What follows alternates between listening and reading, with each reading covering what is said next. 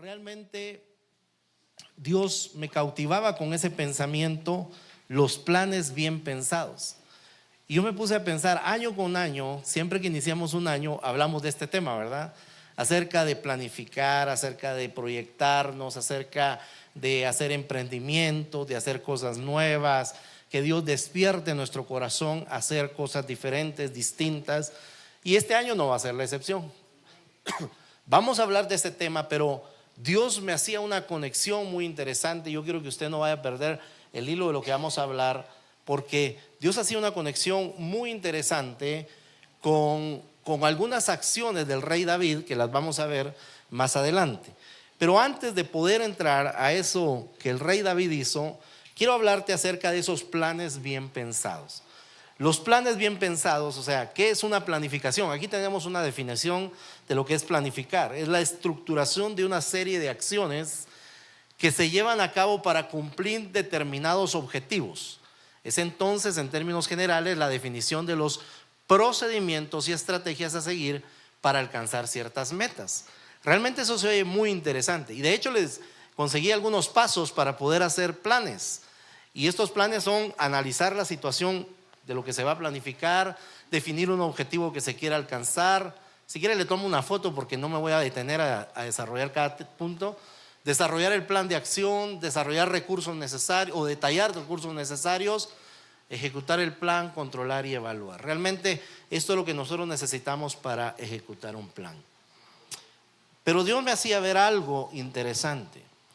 En el Salmo 119, 59 dice: consideré el rumbo de mi vida y decidí volver a tus leyes. Cuando yo leía esto, yo decía, está bien, nosotros podemos hacer planes para la vida, planes para un año, planes para 10 años, 15 años, 20 años. La gente planifica, ¿no es así? Cuando compran una casa están planificando cómo pagarla. Nadie se mete a comprar una casa pensando, yo voy a dar el enganche y si la puedo pagar, bueno, y si no, no. O sea, no es así, ¿sí o no?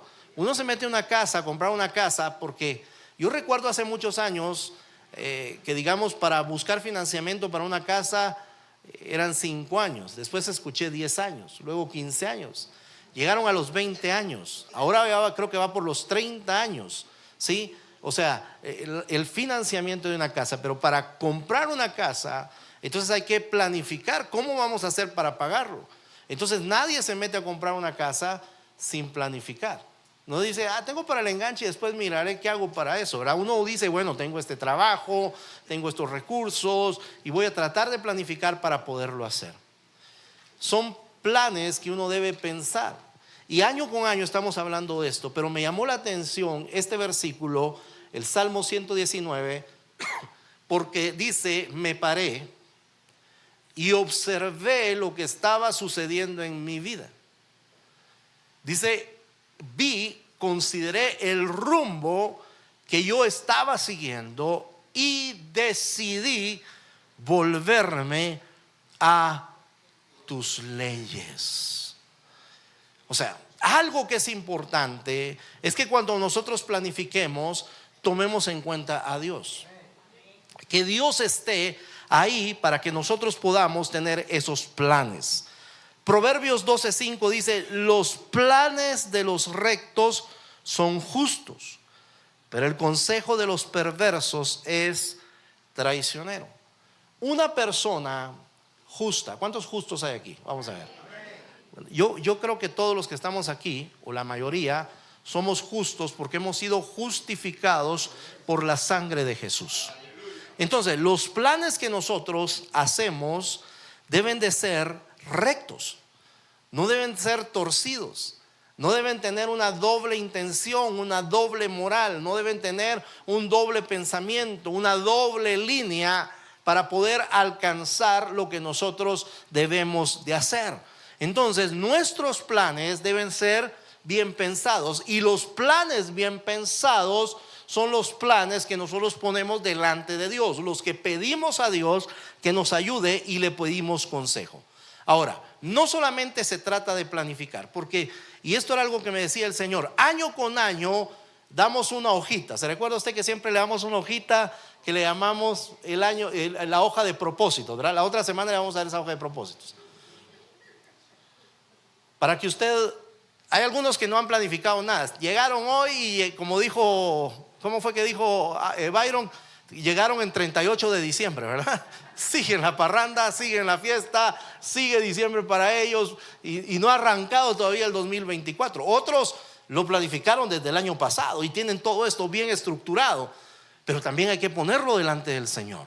Pero no solamente se trata de planificar, porque año con año nos hacemos metas, propósitos y estamos contentos y siempre nos animamos para este año, pero a veces lo dejamos solamente ahí en esa hoja.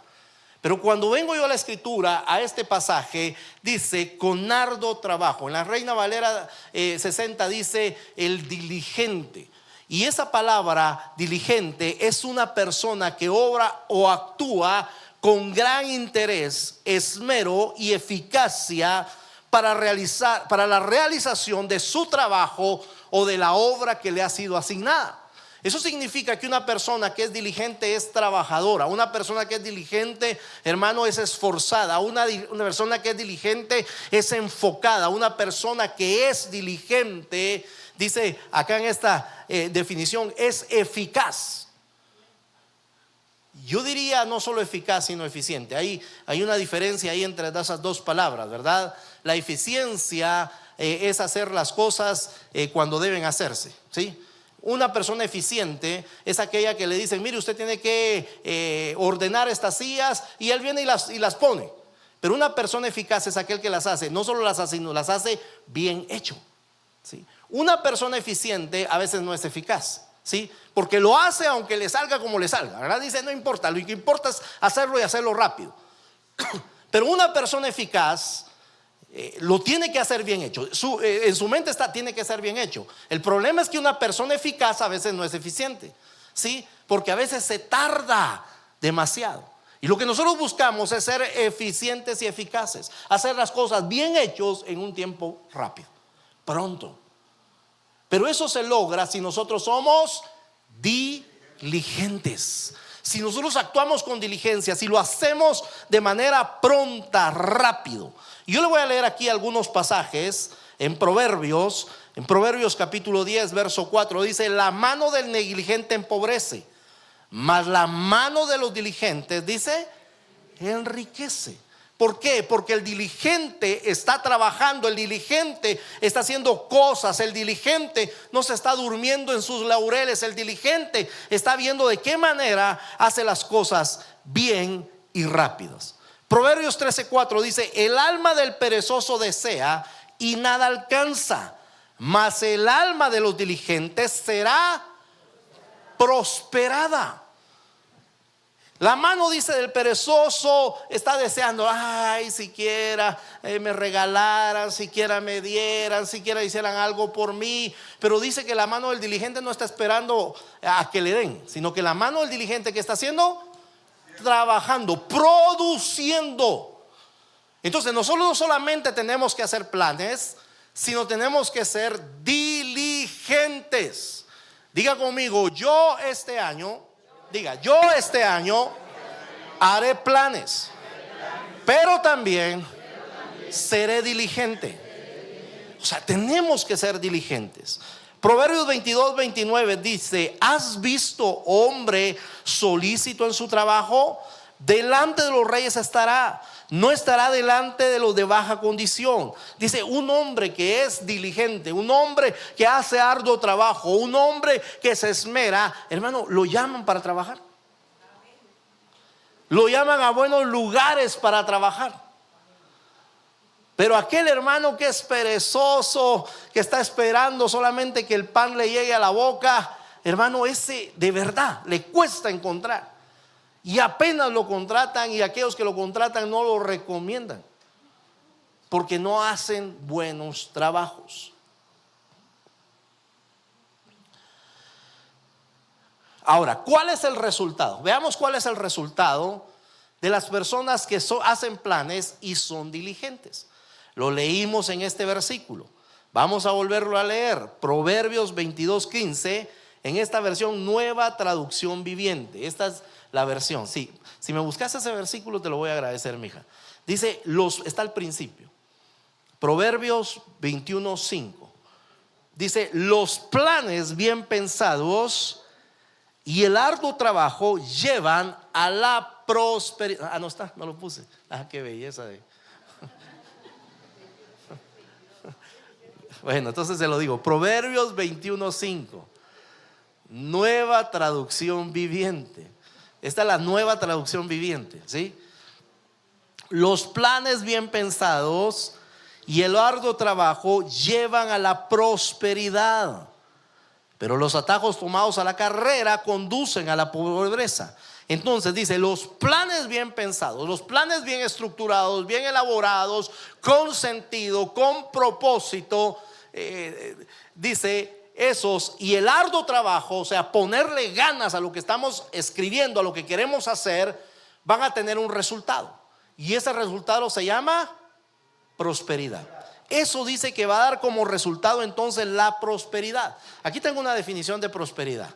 Miren lo que dice: suele asociarse a la riqueza económica. O sea, normalmente cuando hablamos de prosperidad, rápido nos viene a nosotros la riqueza económica. Nos viene la abundancia de los bienes. Aquí hay lugares adelante si alguien se quiere venir a sentar. Dice económica y a la abundancia de bienes, la cantidad de riqueza o dinero que puede considerarse como abundante. Sin embargo, esa definición es subjetiva, ¿sí? O sea, esa definición es subjetiva.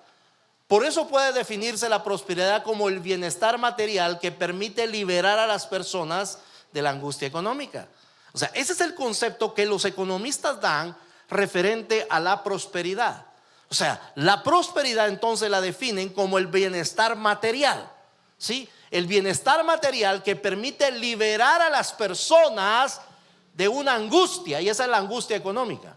Mire, y en parte es cierto, ¿sí? No es el todo, pero sí es una buena parte, una buena definición, decir, sacarnos de la angustia económica, de verdad. A nadie le gusta llegar a fin de mes tronándose los dedos, ¿sí o no? Estirando los quetzales. A veces quisiéramos que hubieran dejado los otros quetzales de papel, porque uno los podía estirar un poquito más. Las monedas no las puede estirar menos que las golpee, pero pierde la forma. Pero ninguno quiere llegar a fin de mes estirando la plata. ¿Por qué? Porque es angustioso, es preocupante, es de verdad angustioso. Yo me recuerdo que cuando era pequeño, cuando uno de mis hijos estaba pequeño, yo una vez le dije, mira, ya se va a acabar el jabón de mano. Y él se afligió y me dijo, echémosle agua, me dijo, ¿verdad? Porque a veces uno hacía esas cosas, le echaba agua para que abundara, según uno iba a abundar así la cosa. Pero entonces me di cuenta que estaba cometiendo un error, porque le estaba metiendo angustia de que las cosas se acabaran antes. Y entonces dije, no lo vuelvo a hacer, porque no quiero meterle angustia. Y eso es lo que Dios hace con nosotros. Dios no quiere meterte angustias para que tu vida financiera sea un fracaso. Pero quiero decirte que el apóstol Juan tiene una definición más amplia en cuanto a la prosperidad. En la tercera carta de Juan, capítulo 1, verso 2, el apóstol Juan lo define de esta manera: amado, yo deseo que tú seas prosperado en todas las cosas y que tengas salud, así como prospera tu alma.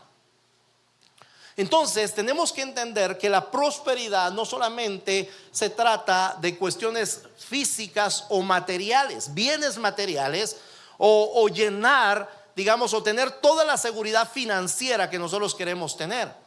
Porque no nos serviría de nada tener toda la seguridad financiera si de todas maneras no tenemos paz en el hogar. No nos serviría mucho tener toda la seguridad financiera si estamos enfermos tratando de pagar para ser sanados de las enfermedades que tenemos. O sea, lo que quiero decir es que el apóstol Juan decía que nosotros tenemos que ser prosperados no solamente en el área financiera, sino tenemos que ser prosperados en todo. Dice, deseo que seas prosperado así como prospera tu alma. ¿Y qué está en el alma? ¿Qué está en el alma? sentimientos, emociones, voluntad, pensamientos. O sea, tenemos eso en el alma. Entonces, si todo eso está convulsionado, entonces quiere decir que no estamos prosperados. Que tenemos plata, eso podría ser, pero no prosperados, según la definición del apóstol Juan. ¿Por qué? Porque él desea que nosotros tengamos abundancia en todo. Y le voy a dar algunas definiciones. Él desea que nosotros que tengamos abundancia de gozo. Salmo 36:8 dice: serán completamente saciados de la grosura de tu casa y tú les abrevarás del torrente de las delicias. Serás completamente saciado en abundancia. Él desea que tengas una vida abundante. Juan 10:10 dice: yo he venido para que tengan vida y para que la tengan en abundancia. Él quiere que disfrutes de su gracia en abundancia. Segunda de Corintios 9:8 dice: y poderoso es Dios para que hacer que abunde en vosotros toda gracia, a fin de que teniendo siempre en todas las cosas todo lo suficiente, abundéis para toda buena obra. Él quiere que tengas poder abundante. Efesios 3:20 dice: y aquel que es poderoso para hacer todas las cosas mucho más abundantes de lo que pedimos o entendemos, según el poder que actúa en nosotros. Dios tiene una mentalidad de abundancia y Él quiere que nosotros abundemos en todas las cosas, en la paz, en la gracia, en la salud, en lo financiero, en todo. Dios da provisión abundante. Filipenses 4:19 dice: mi Dios pues suplirá todo lo que os falte conforme a sus riquezas en gloria en Cristo Jesús. Nuestra entrada a la patria celestial va a ser en abundancia. ¿Sabía usted? Porque de esta manera os será otorgada amplia y generosa entrada en el reino eterno de nuestro Señor y Salvador Jesucristo. Amarremos todos estos pensamientos. Una planificación bien pensada, un trabajo arduo nos lleva a la abundancia. Eso significa que todo nuestro trabajo, no solamente un esfuerzo físico en el trabajo normal que tenemos de nuestra vida, sino trabajar en nuestra familia, trabajar en nuestra salud, trabajar en todas las áreas de nuestra vida es importante. Tenemos que tener una vida equilibrada. No podemos crecer únicamente en lo financiero y descuidar la familia, las relaciones. O no podemos crecer solamente en las relaciones familiares y descuidar nuestro trabajo y no tener para la provisión que necesitamos. Necesitamos tener equilibrio, necesitamos ser equilibrados. Ahora, la segunda parte de este pasaje que leímos de Proverbios, capítulo número 21, verso 5, dice: pero los atajos tomados a la carrera, dice, conducen a la pobreza. Y aquí nos habla de atajos. Yo puse aquí algunas definiciones de atajos que pueden tomar las personas. Un atajo es hacer planes sin consultar a Dios. Segundo es hacer trampa en todo lo que emprendes. Tercero es enriquecerte de manera ilícita. Y cuarto es dañar a otras personas para obtener lo que deseas. Todos esos son atajos, ¿sí? Y aquí tal vez voy a hacer referencia, voy a hablarle un poco a los jóvenes, porque a veces cuando estamos estudiando, bueno, aquí se le llama, en México se le llama acordeones, aquí se le llama chivos, a sacar recordatorios a la hora del examen, ¿verdad? Y de verdad son vivos. Yo estaba, vi en YouTube un concurso que hicieron en una escuela, o sea, de nivel medio, y dijeron: vamos a premiar al que haga el acordeón, era en México, el acordeón o el chivo más creativo, ¿verdad? Y qué pilas, de verdad. O sea, se sacaban eso debajo de la manga, debajo del zapato, debajo de la suela, debajo del cincho, debajo de todos lados. Y eran pilísimas. Pero esos son atajos. Imagínese usted a un médico que esté sacando chivos a la hora del examen. ¿Se puede imaginar eso? O sea, ¿qué va a hacer a la hora que tenga que operar a una persona?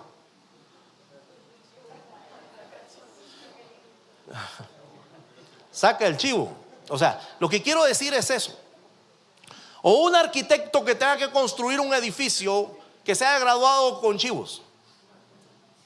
O sea, lo que quiero decirle es que es un peligro. O sea, todo esto requiere un peligro. No, eso es hacer atajos para tratar de llegar primero, para tratar de llegar antes. No podemos actuar de esa manera. Es preferible perder con honor que ganar con chivos, de verdad. Perder con honor. Yo sé que son jóvenes y que el chicote de papá o de mamá no es delicioso ni sabroso, pero es mejor eso a ser tramposo, a engañar. ¿Sabe qué es lo que sucede? Cuando nos acostumbramos a trabajar de esa manera y nos toca llegar a la hora laboral, lo hacemos de la misma forma. Llegan tarde al trabajo y mire, de verdad se me pinchó una llanta, pero usted no usa carro. No, pero es que fue la llanta de aquí del estómago.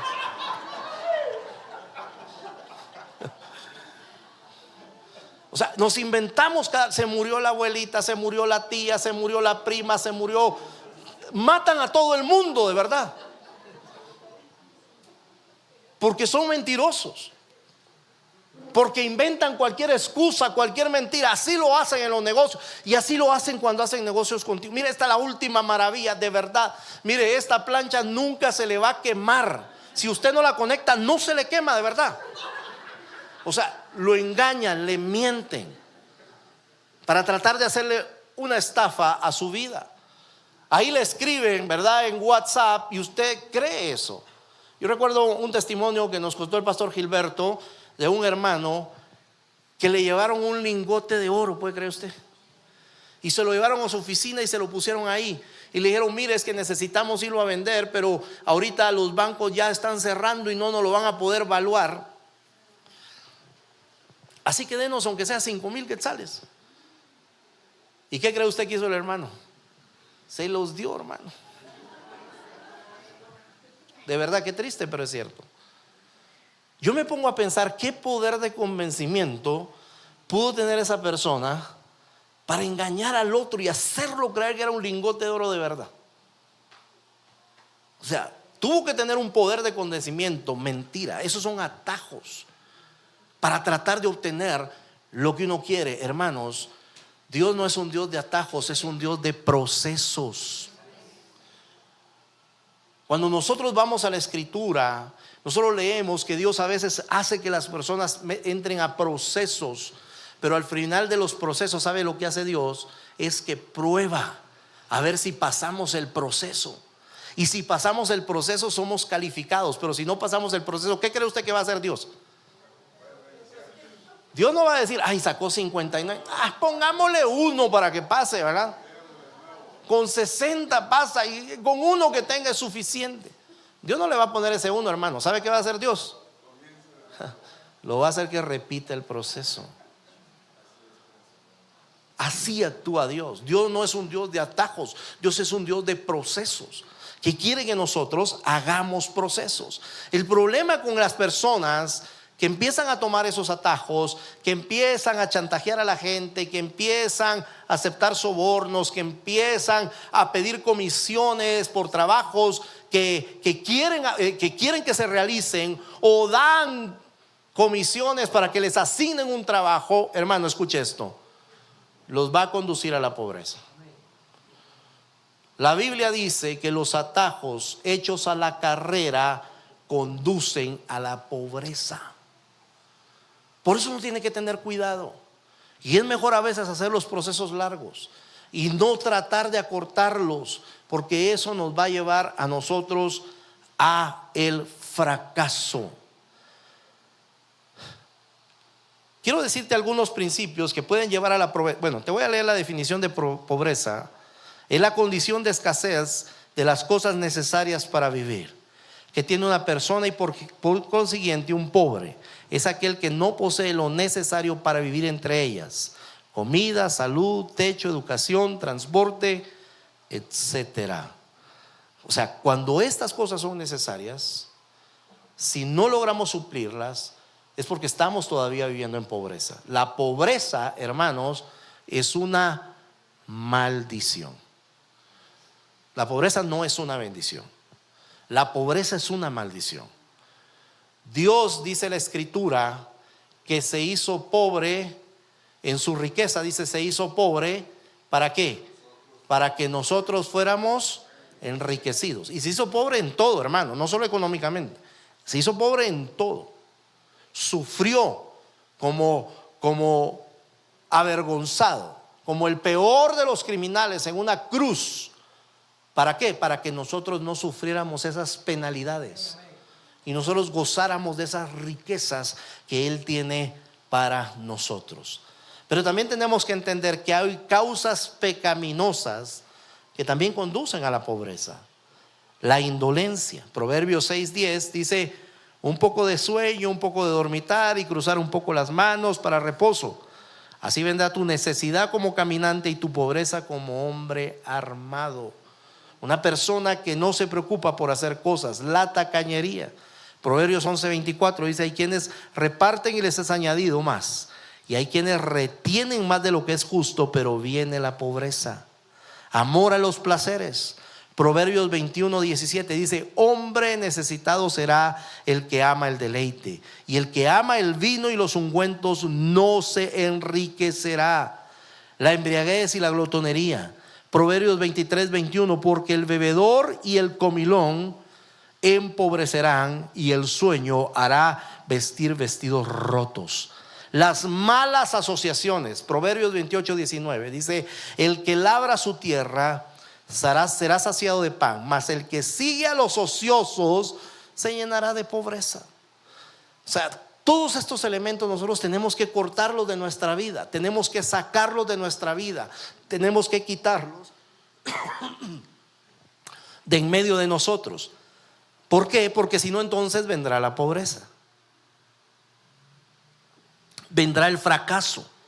Los planes no prosperarán, los planes no lo lograremos echar adelante. Quiero contarte una historia, y esta es la historia que te había hablado al principio, que son algunas acciones de David. David fue coronado rey de Judá. En primer lugar, estuvo en Judá 7 años, pero después en Hebrón fue puesto como rey sobre todo Israel, 7 años después de haber empezado su trono en Judá. Cuando él toma el trono, él tiene algo en su corazón. Sabemos que la Biblia dice que David tenía el corazón ¿cómo? Conforme al corazón de Dios. O sea, él amaba a Dios con todo su corazón. Él servía a Dios con todo su corazón. David era un hombre que sabía entrar a la presencia de Dios, sabía salir de la presencia de Dios, sabía cómo agradar al Señor. Entonces él decide algo, y lo que él decide es regresar el arca del pacto a Jerusalén. El arca del pacto, la última vez que se menciona la estadía del arca del pacto fue 70 años antes, cuando el pueblo de Israel venció a los filisteos en tiempo de Samuel. Samuel empezaba a ser juez, a ser gobernador, a ser profeta, a ser sacerdote en el pueblo de Israel. Los filisteos habían tomado el arca del pacto en una guerra. Ahí fue donde mueren los hijos de Elí, donde muere Elí también, que era el sacerdote. Y el arca del pacto la toman los filisteos. Dios golpea a los filisteos con una plaga de tumores, y ellos se dan cuenta que es porque tienen el arca del pacto. ¿Por qué razón? Porque el arca del pacto representaba la presencia de Dios sobre la tierra, ¿sí? Entonces, cuando ellos toman esa arca del pacto, ellos son golpeados. Ellos devuelven el arca del pacto, y como ofrenda para quitarse esos tumores, dice que hicieron oro, piezas de oro en forma de sus tumores, para darlos como ofrenda a Jehová. El arca regresa y va a caer a la casa de un hombre que se llama Abinadab. Esos nombres son bien difíciles. En un lugar que se llamaba Kiriat Jearim. Ahí se queda el arca del pacto.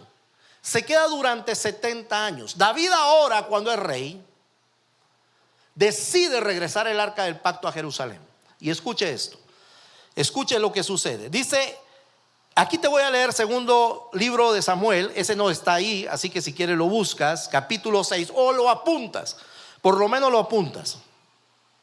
Porque en la emoción, en el amor que él le tenía, dice, pusieron el arca de Dios sobre un carro nuevo y lo llevaron de la casa de Abinadab, que está en el collado, y Uz y Ahí, hijos de Abinadab, guiaban el carro nuevo. Ojo con esto, porque al principio te dije que los planes bien pensados y el arduo trabajo conducen a la prosperidad. Pero este fue un plan totalmente mal pensado. Aunque las intenciones eran buenas, porque la intención era regresar el arca del pacto. Ellos pensaron que la mejor manera de hacerlo era con un carro nuevo, último modelo, 0 kilómetros. Y ellos decidieron y dijeron, bueno, compremos un carro, hagamos un carro nuevo, pongámosle lo mejor, ¿sí? Todas sus bolsas de aire para que el arca no se caiga,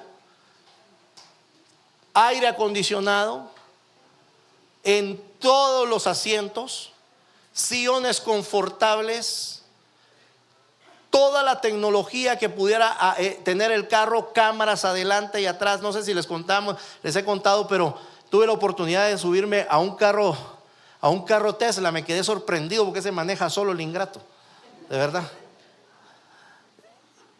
Y yo no le creía al hermano, ¿verdad? Yo incrédulo, ¿verdad? Yo le dije, ¿será vos si no necesito? No, me dijo, va a ver, me dijo, y lo soltó en un freeway en Estados Unidos. Puede imaginar cómo iba mi corazón. Y el carro cruzaba solito, o sea, si había que rebasar. ¿Por qué? Porque tenía cámara. Así estaba, era puro Tesla este carro nuevo, de verdad. Solito se manejaba. Era lo mejor de lo mejor de lo mejor.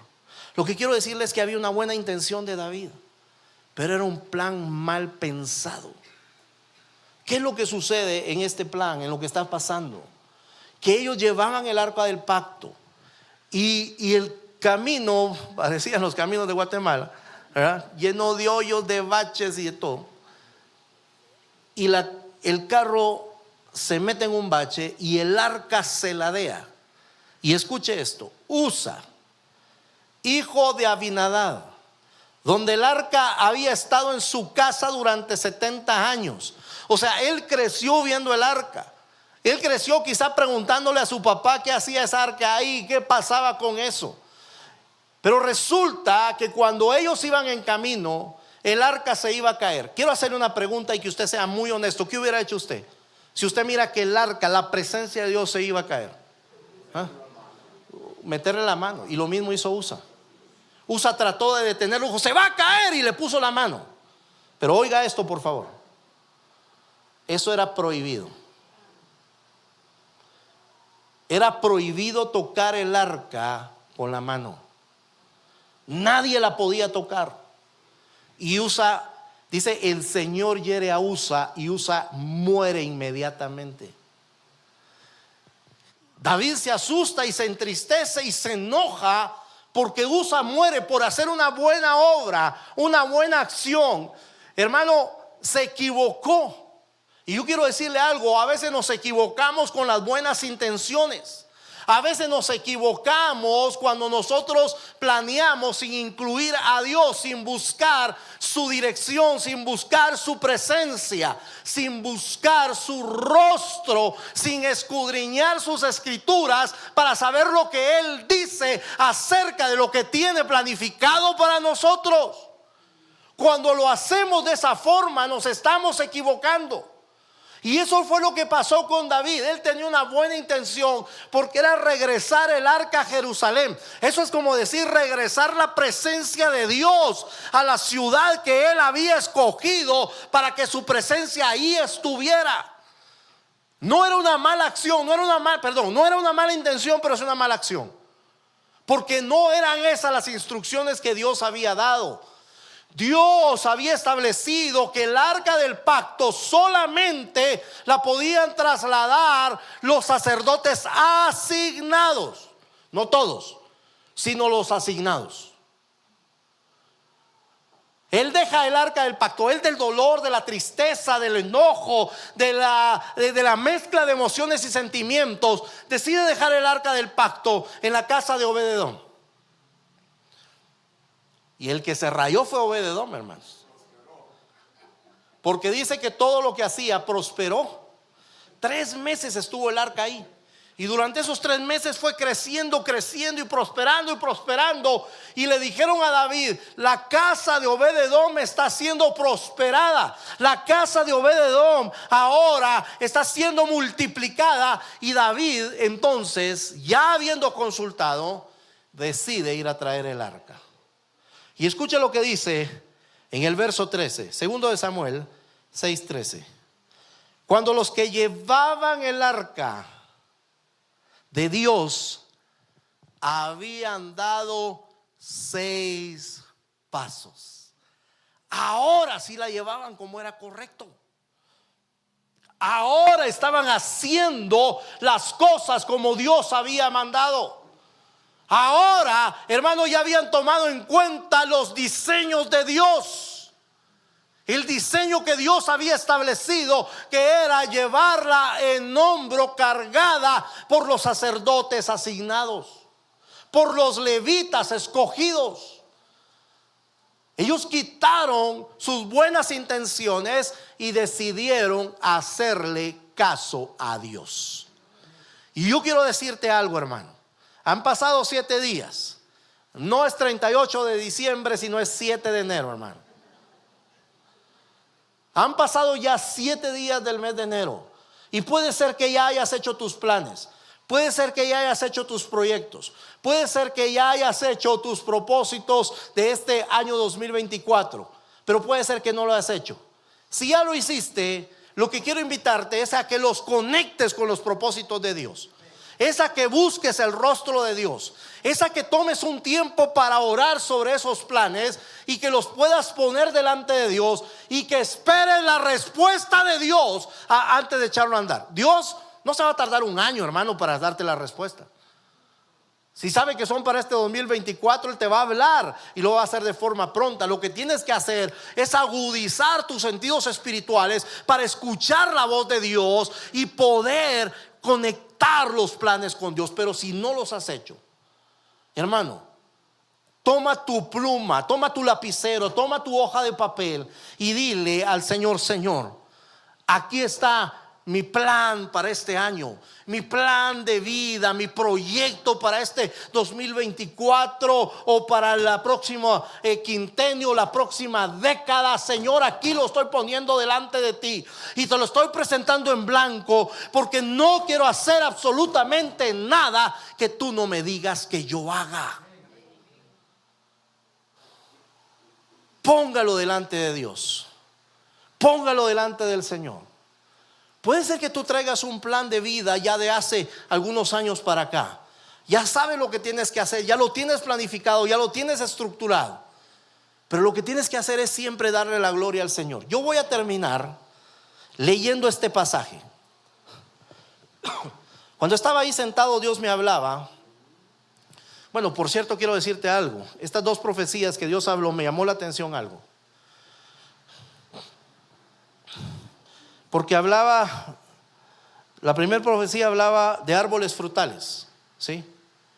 Hablaba de árboles que dan sombra y hablaba de cataratas, ¿sí? Todo esto representa al Espíritu Santo, la gloria de Dios. Pero quiero decirte algo: aunque la catarata esté fluyendo, ¿sí? Aunque la catarata esté fluyendo, tú necesitas acercarte a la catarata. La catarata no se va a acercar a ti, a menos que se desborde. Pero si tú no te acercas a la catarata, que representa la gloria de Dios, la catarata no se acercará a ti. Pero me llamaba la atención porque En la segunda profecía, y luego te explico las otras dos, porque igual los árboles frutales, si tú no te acercas a un árbol al cortar una fruta, el árbol no va a extender la rama y te va a decir, toma, ¿ah? Y te va a dar la fruta. Tienes que acercarte al árbol. ¿Quién es el árbol de vida, hermano? Tienes que acercarte al árbol y cortarlo. Los árboles que dan sombra. Si tú te paras en medio del sol, el árbol no se va a correr para decir, ay, pobrecito, mi muchachito, le vamos a dar sombrita. ¿Qué necesitas? Acercarte. Hermano, lo que Dios está hablando es que necesita que nos acerquemos a Él. Escucha esto. Porque la segunda palabra decía que Él daba cántaros a cada uno. Todos tenemos cántaros, ¿sí? Bueno, yo parezco cántaro, pero bueno. A todos el Señor, dice, nos ha dado vasijas. Y decía que Él enviaba a sus ángeles para que los ángeles llenaran las vasijas, ¿sí? Pero para poder llenar esas vasijas, hermano, nosotros necesitamos buscarlo a Él.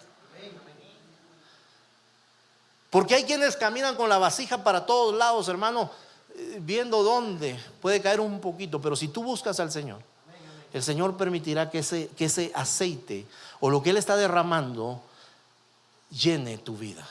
No te muevas tanto. Busca su rostro en el lugar donde estás para que sea llena tu vasija. Para que sea llena tu vasija. Ahora, quiero leerte este pasaje, porque era algo que Dios me decía cuando estábamos orando y estábamos ahí sentados. Y me decía, hay quienes se están moviendo para tratar de obtener riquezas y riquezas y riquezas, pero se les está olvidando que tienen que acercarse a mí para que yo les dé esas riquezas. Escucha lo que dice Deuteronomio capítulo 8. Voy a leer desde el verso 11 al verso 18. Ese no lo tenemos ahí, pero creo que lo estás buscando, ¿verdad? Deuteronomio 8, 11 al 18. Reina Valera 60 voy a leer. Y escucha lo que dice el verso 11. Cuídate de no olvidarte de Jehová tu Dios para cumplir sus mandamientos, sus decretos y sus estatutos que yo te ordeno hoy. No suceda que comas y te sacies y edifiques buenas casas en que habites, y tus vacas y tus ovejas se aumenten, y la plata y el oro se multipliquen, y todo lo que tuvieres se aumente, y se enorgullezca tu corazón, y te olvides de Jehová tu Dios, que te sacó de la tierra de Egipto, de casa de servidumbre. Perdón, hermanos. Que te hizo caminar por un desierto grande y espantoso, lleno de serpientes ardientes y de escorpiones y de sed, donde no había agua, y Él te sacó agua de la roca del pedernal. Que te sustentó con maná en el desierto, comida que tus padres no habían conocido, afligiéndote y probándote, para a la postre hacerte bien, y digas en tu corazón, mi poder y mi fuerza de mi mano me han traído esta riqueza. Sino acuérdate de Jehová tu Dios, porque Él te da el poder para hacer la riqueza, a fin de confirmar su pacto que juró a tus padres, como en este día. Hermano, el problema no es hacer la riqueza, no es hacer casas.